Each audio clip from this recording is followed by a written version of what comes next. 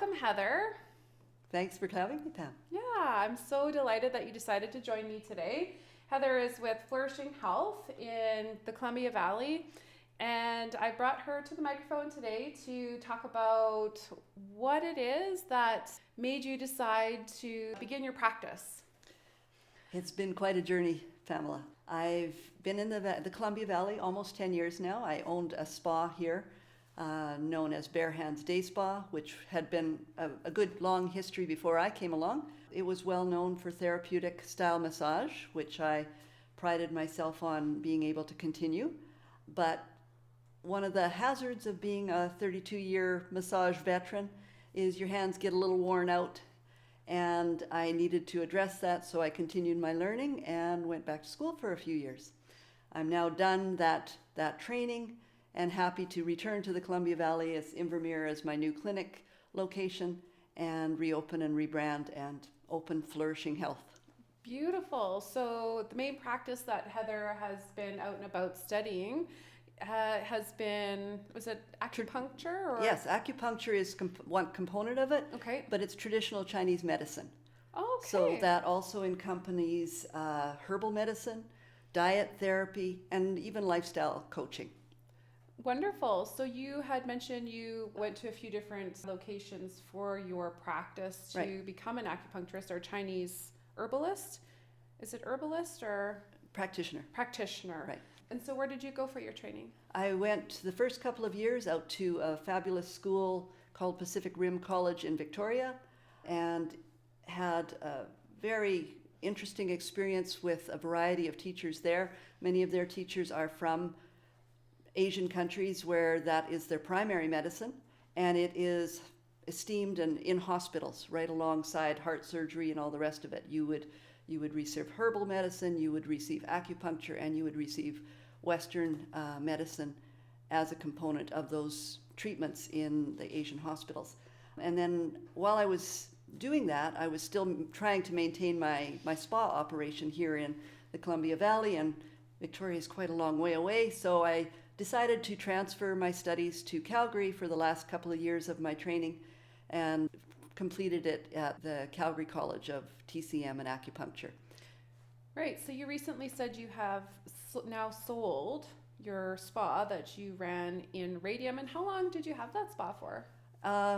I ran it for 8.5 years, and now it's moved on to another fabulous therapist, and she's doing well with it. Good. And I've rebranded, like I say, as Flourishing Health. Okay. And I'm still doing some massage, which I probably always will. I very much love it, but like I was saying, my hands were getting quite worn, and I needed to address that. And one of the saving graces of being an acupuncture student is you get to work on each other. So I did receive a lot of treatment myself with acupuncture, and I even changed my diet and did some beneficial things for my own health that I received from the studies. The good news is I don't have arthritis in my hands anymore. Arthritis is a symptom of overuse sometimes, as in my case, or exposure to cold or damp or a variety of old injuries that cause that inflammation symptom. So I addressed those things in my life, and the good news is my hands don't hurt anymore, so I'm back to doing some massage in conjunction with the other services that I offer. That sounds wonderful. So you've managed to overcome your inflammation using acupuncture, you changed your diet, added in some more exercise maybe as well, or? Yoga has been part of my routine for a number of years, and while I was sitting in being a student, it was a little hard on my back, so I definitely had to add more yoga for my back and the seating component of being a full-time student for a few years. So that was beneficial for my body, but not specifically my hands.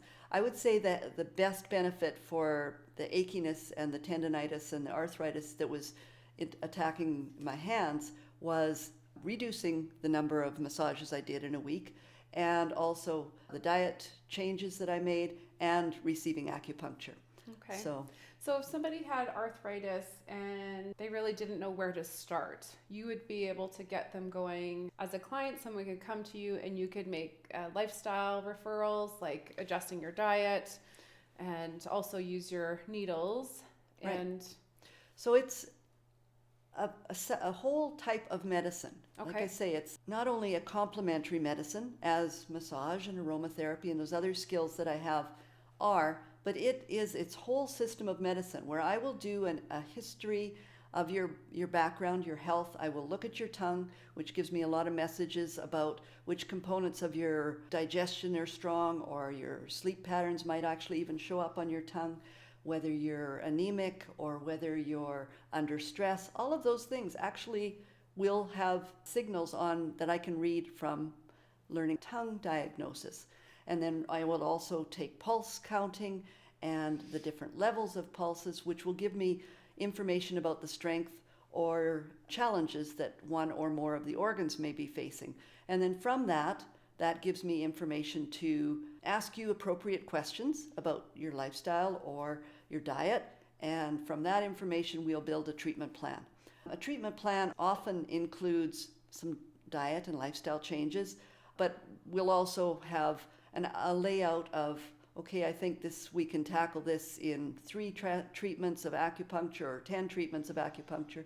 And like many forms of medicine, the longer you've had something, it might take more than one treatment to address it. So for the chronic cases, it's wonderful when we get a quick fix, but oftentimes it's going to take repeat treatments to really get that message across to the body so that it maintains that good health. So, silly question. When you're using acupuncture needles, I would just like a little explanation as to what the needle does for your Sure. system, like Yeah. how it's working effectively. Let's start off first of all what a needle is. Okay. So it is a single-use, sterile, stainless steel needle that is about the same size as a hair. Okay. So a lot of people say, oh, I'm afraid of needles. And that's the injection needles that we're familiar with from our vaccinations as children. An acupuncture needle can fit 8 of the needles we use into those injection style needles. So oftentimes people don't even feel the needle either going in, or they'll feel it as a dull achiness or heaviness or perhaps a tingle, that it opens up the sensation, the electric sensation that is in our body. Our bodies have electricity in them. We know that from our nerves. We know that when we cut ourselves, it sends a message to our brain of pain. So the acupuncture needle is like opening that electrical current. So when we get a blow or an injury or a break or even an emotion can cause a blockage to that flow of nerve or electrical energy. So by putting the needle above and below the injured site, you're reconducting that flow of energy to that site. You're also creating a small histamine response, so that's bringing that blood flow and energy to that part of the body, saying, pay attention, we've got something going on here. And if you do that repeatedly, it can actually even stimulate stem cells in that area and increase the healing ability. So, like I say, in my own hands, I had a fair bit of inflammation in my thumbs. We would put the needles above and below. Sometimes you even, in acupuncture, can use electrodes attached to the needles with a very small current that feels like a tingle. And that is, again, just sending that opening signal to that blockage, saying, let that energy flow through there. And then when the needles were removed, the electricity was turned off. It's like my thumb could move freer following the treatments. Interesting. You are using the acupuncture needles on site and also working with a map, I suspect. So if you found an imbalance in one area of the body, which would be an organ, you're not going to put a needle in the organ. You're going to use... The meridians are named after organs because they pass through. There's different components to the meridians. There's different depths, if you will. There's some really good books that help explain this to our Western listeners and my Western brain when I was learning this. One of them that I'd like to refer to is called Spark in the Machine. It's written by a Western doctor trained in England who went, after he was already a well-respected Western doctor, went back and studied acupuncture. And he relates it to that embryonic stage of our spine developing, our nervous system developing, much before our muscles and skin and exterior develops. So just like that, the meridians start at that embryonic spinal level, then they move to a deeper level of the organs, and then they move to the muscle level, and then finally they move to the surface level. All of those meridians have a map, and this has been used, like I say, in traditional Chinese medicine, but it's also tattooed on some people they've found mummies of in other parts of the world. So the meridians are well documented to be cross-cultural. It's not only China that used them, it's Japan, it's some other places in South America, it's other places in the Arctic even, that have used these pressure points or trigger points or electrical sites to stimulate and rebalance the energy flow in the body historically. So the energy flows through the meridians. Yes. And like I say, at different depths. At different depths. In Thai massage, as you know, I'm trained in traditional Thai massage, and we call them SEM, S-E-M, Yes. SEM lines. So we use various massage techniques, a lot of thumb pressing and kneading to stimulate the energy as well. And it's, like I say, crosses that cultural border to Swedish massage, to Thai massage, to shiatsu style massage, acupressure, trigger points. Even Right. as a massage therapist, I've been trained in trigger point release. And there is crossover between all of those aspects that have some similarities. Interesting. I'd really like to come in and get an acupuncture treatment from you one time. So at your clinic, you offer your traditional Chinese medicine, as well as a little bit of massage and aromatherapy. Aromatherapy and herbalism come with me for a long time. Both my grandmothers, one in the French tradition, one in the German tradition, used herbs, and I was the recipient of their lovely works, and even as a child went with them into the field to pick herbs. So I kind of come by that herbal interest from childhood on up.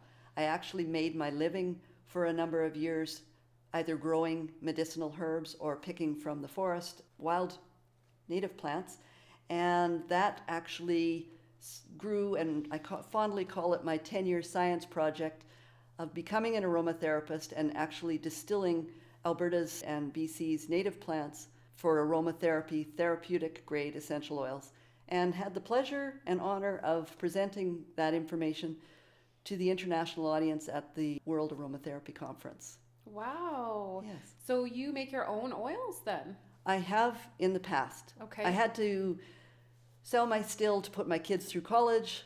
And like I said, it literally was taking over my life. I was growing acres of plant material and harvesting from the wild truckloads of branches and flowers and plants from the wild. So it was very labor intensive. It was a lovely learning opportunity, but I moved on from that. I now have a small size still, about the size of a washing machine, and I will be distilling some of our local plants here in conjunction with College of the Rockies and Groundswell this spring and summer. Okay. Will you be offering any workshops around that or educational seminars? Or... Yes, I'm thrilled to be working with both College of the Rockies and Groundswell on those ventures. I believe it'll probably be in June and July in the height of our summer. Yeah. To keep me posted, I'd like to attend those. Yes, I will. So with the aromatherapy, if I can elaborate a little bit on that, aromatherapy has made my massage even more effective by adding that component of chemistry and herbal medicine, concentrated herbal medicine, for understanding on what aromatherapy is as opposed to herbalism. Herbalism works with one herb. Aromatherapy typically works with a blend of herbs and very concentrated. It sometimes takes pounds of herbs or flower petals or tree branches or needles to make a few drops of essential oils. So it's very, very concentrated. And then by applying that in conjunction with my massages or sending it as a take-home blend for the client, they can have ongoing effects of the aromatherapy to support them between visits. So aromatherapy and herbs can address symptoms in the physical body. Can they also address or benefit symptoms in the emotional well-being? Yes, a lot of people think that they are only for the emotional, that how can they affect the physical, but it's really chemistry in action. many of our modern medicines actually originate from plant material. And this is a very concentrated form. It has been used in Europe and in other parts of the world in hospitals and is currently being used in hospice care and even as an air cleanser in many hospitals.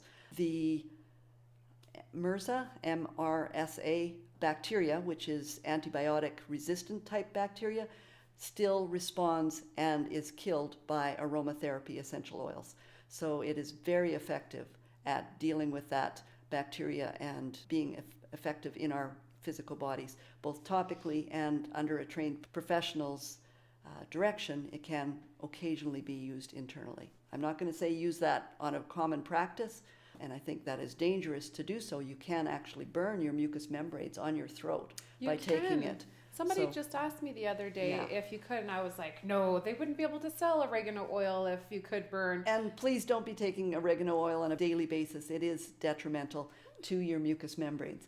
But in specific situations, it is used in medicinal use under the direction of a trained professional. Right. Last year, usually around the spring when the snow starts melting, I get allergies. And last year I took some oregano capsules, and within a day it calmed everything down. I find there would be other options that might be a lot gentler. Oregano is a very powerful oil, and we can have, let's follow up by another talk specifically on aromatherapy, but it's not one of my first go-to oils. Okay. Because it is so strong and so powerful. Okay. Yeah, I would love to talk to you about that. I actually just had one of my aunties had written me and said, what can I do for allergies? She went and got tested. She's allergic to many things around the home. And she's really done a lot already. She's cut out meat from her eating. She said, well, what else can I do now, possibly, now that I found out exactly what I'm allergic to? Well, if she lives here, I'd invite her to come and have a session with me. Allergies and many health challenges increase with our stress. And as we all know, we're in a fairly stressful time in our busy lives, and that cortisol increases our stress response. By increasing that stress response, all of those allergies flare up and get worse. So one of the ways that you and I practice mindfulness, you're a yoga teacher, I'm a massage practitioner, the aromatherapy can help with addressing that. And very much the acupuncture, acupressure is very helpful at reducing the stress. Okay, so Auntie doesn't live here, but is she able to get any type of a consult over the phone? I will be adding that to my website in the near future. Okay. That we're going to be looking at Skype sessions. So please check my website, and that will be happening in the next month or two. I'm very excited about that possibility. So if someone were to want to address imbalances in their life, whether it's physical or emotional, and they wanted to maybe learn how to introduce more of a healthy living into their home using pure ingredients to clean, like you were saying, some of the aromatherapy oils can combat bacteria. Right. Are there any books, or have you written any books, or do you have any literature on your website that could help somebody get started with? There are many sites on the internet that would have some of that information. I will be including on my website a webinar that people can purchase a training session on aromatherapy, and I do offer it locally, again at College of the Rockies and through my business several times a year. I use a European medical model style of aromatherapy, which really targets your dominant nervous system. You've probably heard of the sympathetic flight or fight response, and it calms that down and brings your body back into balance. In so doing, increases your rest and digest, your parasympathetic nervous system, to bring you back into balance. And once you do that, the stress response, the allergy triggering, and all those other inflammatory markers that can cause headaches, can cause more digestive discomfort or hormonal issues flaring up, usually calm down. So balance is a key word for what I'm wanting to bring for clients. Okay, so that would be like an entry-level understanding. I'm under a lot of stress. Stress is causing inflammation and all these other things, digestive upset, headaches. Where do I start? So we want to start with reducing stress. Yeah, that's so key for many things. And, I always tell my clients, make yourself a list of some favorite things, 10 healthy favorite things that you can do, and pick one each day and go for a walk, have a bubble bath, eat healthy, talk to a friend. And of course, incorporate the aromatherapy, the massage, the clean eating, reduced chemical stress in your life, all of those factors. So reduced chemical stress would be like what you're using to clean your home with. Correct. Okay. And by using essential oils, like I'm just going to throw a couple out there. Lemon is a great one. Very few people have intolerances to lemon or perhaps spearmint. Fir is another one for cleaning the air. It kills viruses. And they're all fresh scents that are associated with cleanliness.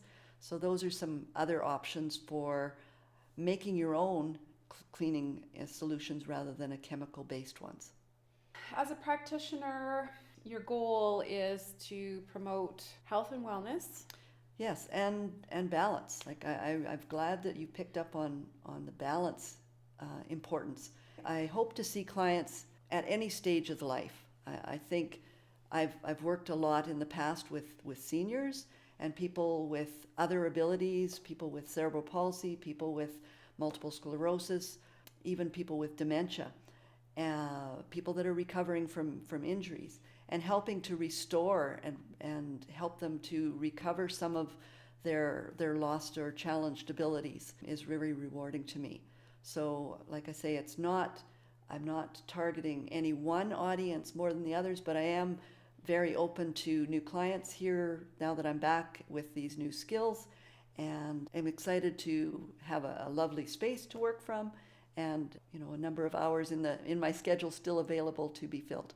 Well, lovely. And you are planning on offering some workshops starting in June. Were there any other events that you were? Actually, I've got a lot of speaking engagements this coming month, and This is the first, so I just put out my newsletter, and for those that are on my mailing list, they'll get those. But if you'd like to come to my website, it'll be posted there on the blog spot. The first event was today's lovely podcast, and then following that, I will be working with Betty Newton, our local Qigong practitioner, which is an offshoot of traditional Chinese medicine. It's the movement therapy that supports ongoing balance of self-care component of traditional Chinese medicine.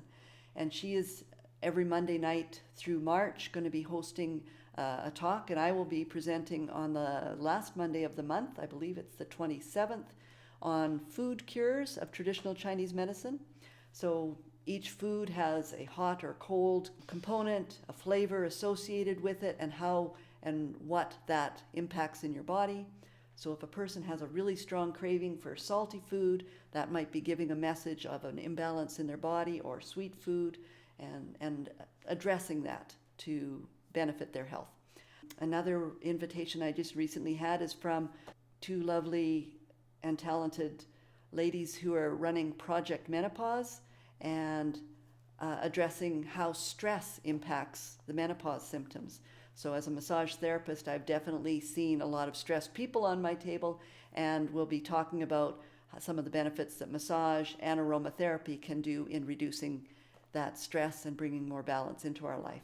We're also building a lovely healing garden in conjunction with our seniors facility here in Invermere. And I've been asked to speak on aromatherapy's components of taking a walk through the garden and some of the plants that they'll be using and how that might impact the people that are using that garden. So I'm excited to be speaking on all of those fronts, and this is a component that I'm hoping to continue establishing, is a speaking engagement. So if you or other groups in our community or farther afield are interested, I can accommodate that. Just get in touch with me through my website. Right, so that's flourishinghealth.ca, and we'll attach that in our notes. And Heather's office is located in downtown Invermere. Will Betty's talks be at your clinic, or? Yes, they will be at 915 4th Avenue, Invermere. Okay. And those are to be registered through Betty Newton, or they can get in touch with my website. I believe this session is getting fairly full. However, if people are interested and make requests for that, we can repeat them at some point in the near future. Excellent. So I guess before we sign off, is there anything else that you wanted to add? A message for us listeners here? Sure. You asked me, and I really appreciated the preamble questions that you gave me to help prepare for this. And one of them was sort of, do I have a mantra? Do I have a message that I'd like to share with the world? And that got me thinking a little deeper than, just talking about my practice and what I like to do with my clients. I feel that all of my experiences have brought me to this place in time. And I think all of us can kind of relate to that those walks with my grandmothers, that quality food that my parents raised on their farm, that the experience with my teachers more recently in the training has really brought the physical, the science of it, and the art of it into an agreement and a beautiful balanced place to share with my clients and to bring to the world. And I feel really honored by all those people that have gone before me and written the books and taken the time to become teachers in this. And I hope that I can share some of that enthusiasm with my clients in the coming days. Beautiful. So I am going to be inviting you back. I hope you know. I appreciate that and look forward to it. Yeah, we may have to get some of your energy ball recipes or aromatherapy recipes. Aromatherapy recipes at some point. It would be nice to see some of that in action. And thank you for taking time to meet with us today. Awesome. Heather. I appreciate the time, and I look forward to meeting some new people through this venue. Sounds good. Okay, thanks, all right. Pamela. You have a great day. Okay, take care. Thank you.